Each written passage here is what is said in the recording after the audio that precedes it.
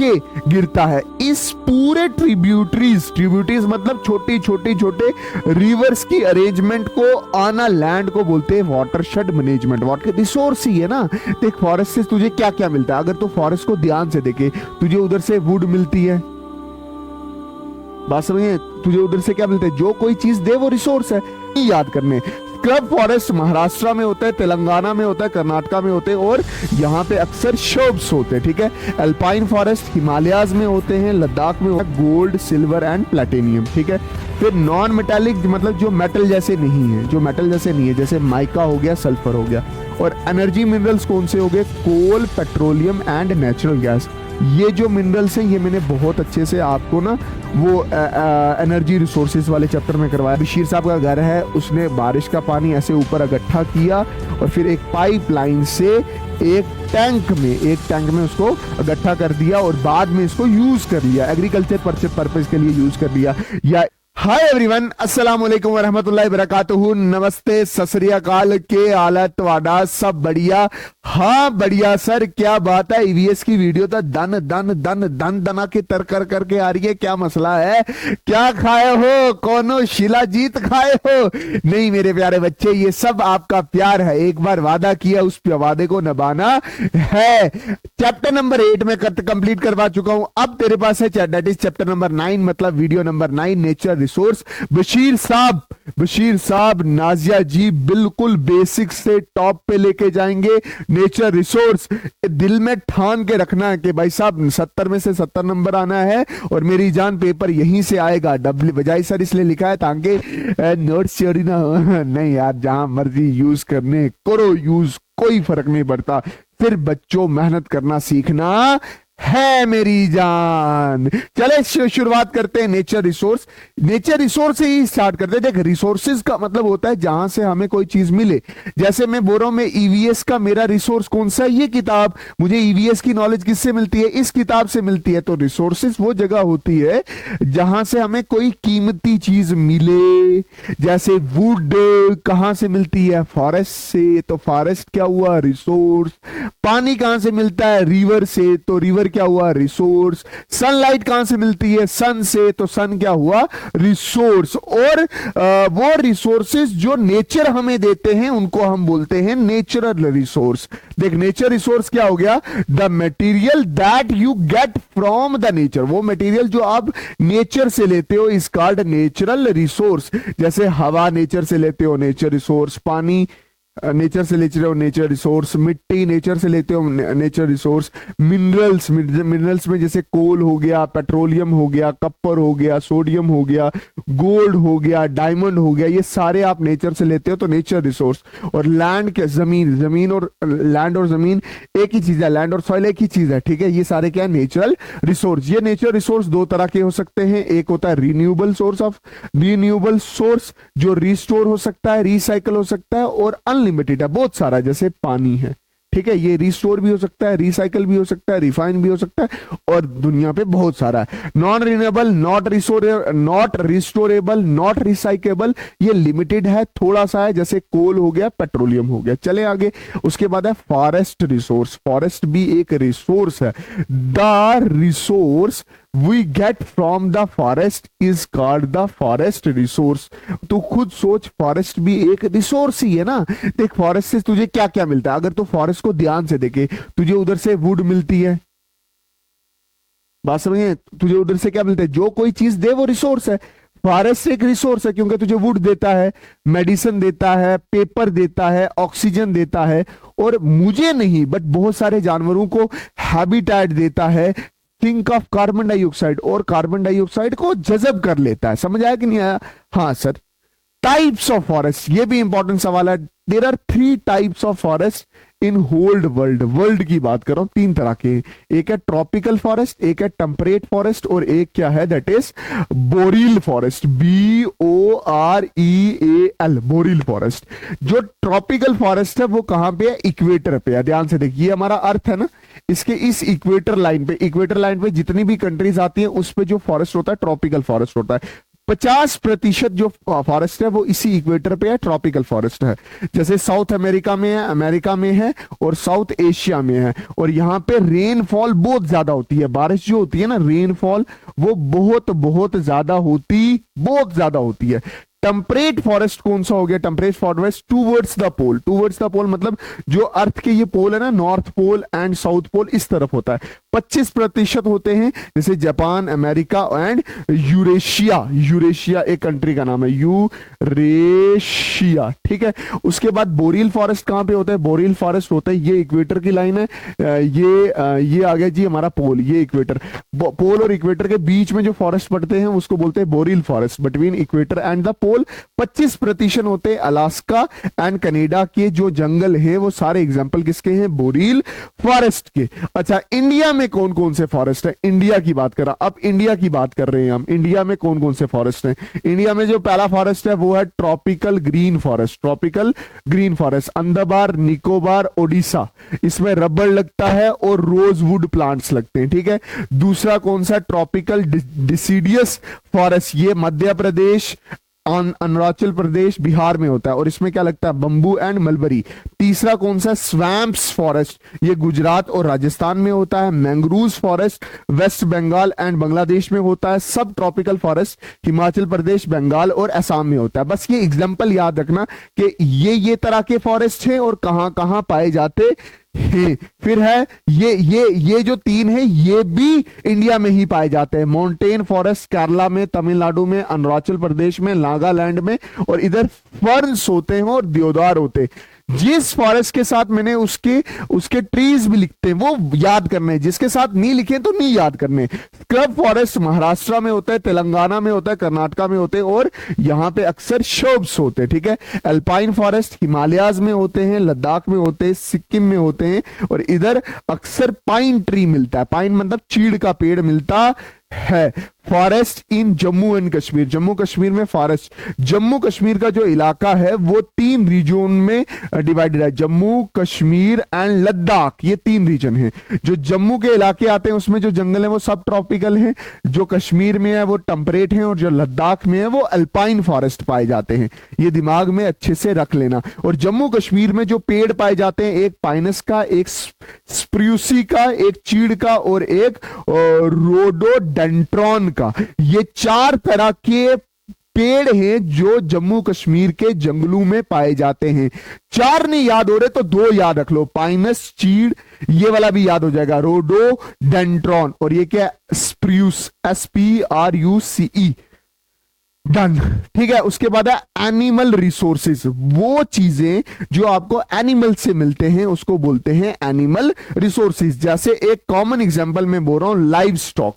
Live stock क्या हो गया? These are those animals which help in the production of milk, egg, wool, skin and leather. वो जानवर जिनसे हमें अंडा, meat, egg, meat, milk, wool, skin और लेदर मिलता है, उसको हम क्या बोलते हैं? Livestock. और हम इनको पालते हैं अपने घरों में। लिव स्टॉक एनिमल्स कौन से हो गए? कैटल्स हो गए, गोट होगी, शिप होगी, पिग हो गया, हार्स हो गया, म्यूल्स हो गए और पोल्ट्री, बर्ड्स हो गए, जैसे हम क्या बोलते हैं जिनको हेंस वगैरह बोलते हैं। 20 million people depend on living stock. मतलब इंडिया में तकरीबन 20 मिलियन ऐसे लोग हैं जिसका पूरा कारोबार किस पे डिपेंड करता है? इसी लिविंग स्टॉक पे डिपेंड करता है। इसके बाद है fish as a resource. Fish भी एनिमल रिसोर्स में आता है। देख, अगर आप ध्यान से देखो तो जिस कल्चर में आप फिश पालते हो उसको बोलते हैं फिशी कल्चर। तो ध्यान से देख, फिश कहां यूज हो सकता है? Fish as a food use होता है, fish as a glue use होता है, उससे में ग्लू निकलता है वो यूज करते हैं। Fish as a control disease, fish disease को कंट्रोल करती है। Fish as a aesthetic value मतलब जैसे आपके घरों में क्या होता है? एक्वेरियम होता है, ठीक है, उसमें आप क्या रखते हो? फिश रखते हो, ऐसे फिश रखते हो, ठीक है, तो अच्छी लगती है aesthetic value. Fish leather use होता है, फिश ऑयल का प्रोडक्ट यूज करता है। और fish culture give the employment to 14 million people in India. India में 40 मिलियन लोग को ये कारोबार देता है फिश कल्चर, ठीक है। देर अब जम्मू कश्मीर की बात कर रहा हूं मैं, जम्मू और कश्मीर की बात कर रहा हूं। जम्मू एंड कश्मीर में कितने तरह की फिशेस हैं? There are 120 species of fishes found in Jammu and Kashmir. मतलब जम्मू एंड कश्मीर भी फिश कल्चर पे डिपेंड करते हैं। जम्मू में जाओ, मच्छी मार्केट है नहीं है, खाने नहीं, मच्छी खाने हो, हाँ ठीक है। जम्मू में 105 प्रजातियां हैं मछलियों की, कश्मीर में 23 हैं और लद्दाख में 15। सर टोटल मिला के तो 120 नहीं बन रहा, तो मेरी जान ऊपर नीचे हो सकता है, कोई इशू नहीं है। बस इतना याद रख ले कि 120 प्रजातियां हैं और जम्मू कश्मीर के लोग भी कहीं ना कहीं फिश पे डिपेंड करते हैं, उनका घर बार भी फिश पे चलता है। वाटर रिसोर्सेज कौन से हो गए? The resources which we get from the water is called the water resources. वो रिसोर्सेज जो हम पानी से लेते हैं उनको क्या बोलते हैं? Water resources. इवन के water itself a resource, water खुद एक रिसोर्स है, अगर पानी ना मिले हम मर जाएंगे, ठीक है। वाटर रिसोर्स दो तरह से हो सकते हैं, एक फ्रेश वाटर रिसोर्स और एक है मराइन वाटर रिसोर्स। जो साफ पानी है या मीठा पानी है वो कहां से मिलता है? लेक, पाउंड एंड रिवर से। और जो साल्टी पानी है, सलाइन वाटर है, वो सी और ओशन से मिलता है। यूजेस ऑफ फ्रेश वाटर कहां यूज होता है? लाइक ड्रिंकिंग में यूज करते हैं, जब फसल जोतते हैं, एग्रीकल्चर एक्टिविटीज में यूज होता है। रेयरिंग ऑफ फिश, जब फिश को पालते हैं वहां पे भी पानी का यूज होता है। Home of many aquatic animals, जो फ्रेश वाटर है वो बहुत सारी फिशेस का क्या है? घर है। चलो जी, अब वाटर स्कार्सिटी एंड क्राइसिस। अब देख, as cities and industries grow, जैसे जैसे सिटीज बढ़ रहे हैं, बड़े बड़े मॉल्स बन रहे हैं, बड़े मतलब लोग विलेज से सिटीज में जा रहे हैं, पॉपुलेशन बढ़ रही है, एग्रीकल्चर बढ़ रही है, तो उसकी वजह से फ्रेश वाटर क्या हो रहा है? कम हो रहा है। जो ग्राउंड में फंसा हुआ पानी है वो कम हो रहा है, और कम होने की वजह से there is a water scarcity. आप सुनते हो दिल्ली में पानी की कमी आई है, क्योंकि वहां पे लोग ज्यादा हैं। जहां लोग ज्यादा वहां पे पानी कम मिलता है, और वहां पे जो पानी मिलता है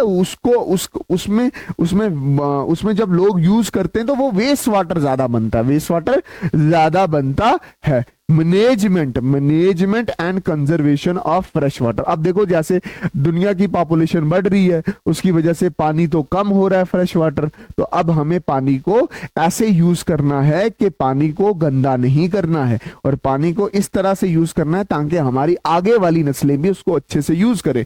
decrease the waste water pollution level, water के पोल्यूशन लेवल को कम कर देना है। जो टॉक्सिक चीज आप रिवर्स में ऐसे ही डाल देते हो उसको कम करना है। वेस्ट वाटर ट्रीटमेंट करना है, मतलब जो पानी आप यूज करते हो उसको ट्रीट करके, उसको फिल्टर करके दोबारा यूज करना है। और बहुत सारे जंगल लगाने हैं। जब जंगल लगाते हो ना, तो जब पेड़ लगता है तो पेड़ के जो पत्ते होते हैं उसमें छोटे छोटे स्टॉक होते हैं, उनको बोलते हैं स्टोमेटा। तो पेड़ पानी, जमीन का पानी खींचता है और ये स्टोमेटा से आके जाके निकलते हैं बाहर, इसको बोलते हैं ट्रांसपायरेशन। जितने ज्यादा पेड़ उतने ज्यादा ट्रांसपायरेशन, उतने ज्यादा बारिश। ये कट शॉट याद रखो, पेड़ ज्यादा तो बारिशें ज्यादा होंगी और पानी भी हमें ज्यादा मिलेगा। Uses of marine water resource. Marine water कहां यूज होते हैं? Home of many aquatic animals, इसमें बहुत सारे एक्वाटिक जानवर रहते हैं।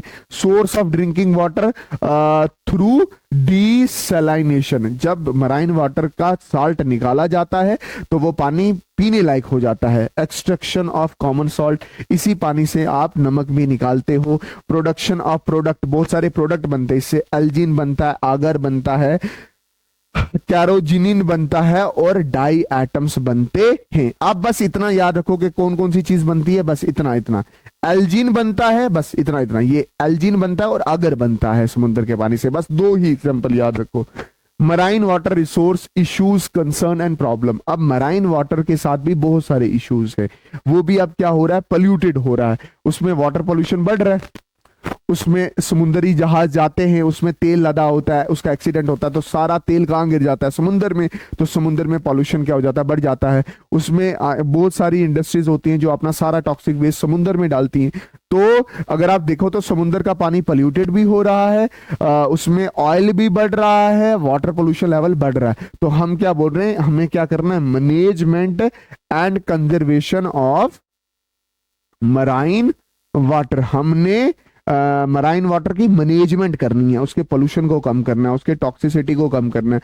ध्यान रखना है कि तेल समुद्र में ना जाए। Waste water treatment. और जो वेस्ट आप बेचते, जो वेस्ट इंडस्ट्री से निकल के आप डालते हो वाटर बॉडीज में, उस वेस्ट वाटर को या सीवेज को पहले ट्रीटमेंट करवाओ, ताकि उस पानी में से जितनी भी खतरनाक टॉक्सिक्स है उसको बाहर निकाला जाए। जैसे मैं इंडस्ट्रीज हूं, मेरे में से जब पानी बाहर निकल रहा है तो डायरेक्ट वो पानी, टॉक्सिक पानी नहीं डालना, आपने क्या करना, उस पानी को पहले प्यूरिफाई करना है और फिर वाटर बॉडी में डालना है। ये होता है वाटर ट्रीटमेंट, ठीक है। अच्छा, वाटर हार्वेस्टिंग का मतलब क्या होता है? जो बारिश का पानी होता है उसको लेंटर पे इकट्ठा करना है और फिर एक पाइप के जरिए एक टैंक में स्टोर कर देना है, इसको बोलते हैं वाटर हार्वेस्टिंग। वाटर हार्वेस्टिंग क्या? Water harvesting means capturing of rain water that fall. मतलब देख, ये घर है, ये बशीर साहब का घर है, उसने बारिश का पानी ऐसे ऊपर इकट्ठा किया और फिर एक पाइपलाइन से एक टैंक में उसको इकट्ठा कर दिया और बाद में इसको यूज कर लिया, एग्रीकल्चर पर्पस के लिए यूज कर लिया, या इसको फिल्टर करके पीने के लिए यूज कर लिया, तो इसको बोलते हैं वाटर हार्वेस्टिंग प्लांट। अच्छा, एक होता है वाटरशेड मैनेजमेंट। वाटरशेड मैनेजमेंट क्या होता है? देख, जब बारिश होती है ना, वाटरशेड मैनेजमेंट होता क्या? जब बारिश होती है तो इस नक्के पे भी बारिश पड़ती है, इस पे भी, इस पे भी, इस पे भी और इस पे भी, इससे भी नाला निकलता है, इससे भी नाला निकलता है, इससे भी नाला निकलता है, इससे भी नाला। ये नाले सारे इकट्ठे होते हैं एक एरिया में और फिर इसकी कॉमन एक नाली निकलती है या नाला निकलता है जो रिवर में जाके गिरता है। इस पूरे ट्रिब्यूटरीज मतलब छोटी छोटी छोटे रिवर्स की अरेंजमेंट को, आना लैंड को बोलते हैं वाटरशेड मैनेजमेंट। वाटरशेड मैनेजमेंट क्या है? The watershed is an area, ये एक एरिया है where there water flow in different tributaries, जिसमें पानी का फ्लो है अलग अलग छोटी छोटी नालियों में, and at last have a common outlet, और उसके बाद एक कॉमन आउटलेट होगा विच फॉल इनटू द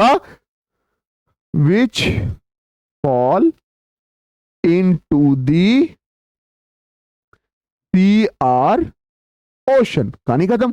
चलो जी आगे। इसके बाद है मिनरल रिसोर्सेज। आपको ये पता होगा कि मिनरल्स भी होते हैं जो हमें काफी जगह यूज होते हैं, जैसे लिथियम बैटरी में यूज होता है, कार्बन कोल में होता है, कार्बन पेट्रोलियम में होता है, आयरन में होता है, सरिये में होता है, देख ले गाड़ियां बनाने में यूज होता है। अच्छा, जो आपके घर में पिलर बनते हैं वो भी लोहे के बनते हैं, ठीक है। कॉपर से वायर बनती है, वो भी एक मिनरल है। सोडियम, वो भी एक मिनरल है। डायमंड, वो भी एक क्या मिनरल। एक्चुअली मिनरल होता क्या? मिनरल एक तरह का सब्सटेंस है। आर द सब्सटेंस कौन सा? Natural occurring substance from where rock is made up of, जिससे पत्थर बने होते हैं, उनको बोलते हैं मिनरल। मतलब पत्थर कुछ ऐसी चीजों से बने होते हैं जिनको बोलते हैं मिनरल। अब देख, पत्थर टूटता है तो बनता है सॉइल, तो सॉइल भी किससे बना होता है? मिनरल से ही बना होता है। हमें मिनरल्स कहां से मिलते हैं? मिट्टी से मिलते हैं, और मिट्टी, सॉइल एक नेचर रिसोर्स है, तो जो लैंड रिसोर्स या सॉइल रिसोर्स है उससे हमें क्या मिलते हैं? मिनरल्स। और मिनरल्स मैंने अलग अलग बताए क्या करते हैं, ठीक है। अब मैं क्या बोल रहा हूं, जो मिनरल्स होते हैं वो तीन मेजर कैटेगरी है। एक है मेटालिक मिनरल्स जो मतलब मेटल्स होते हैं, ठीक है। इसमें तीन कैटेगरीज है, फेरस वाली कैटेगरी, नॉन फेरस वाली कैटेगरी और प्रीशियस। फेरस में क्या हो जाता है? जिसमें जैसे लोहा, आयरन, मैग्नीज, निकल एंड कोबाल्ट, ठीक है।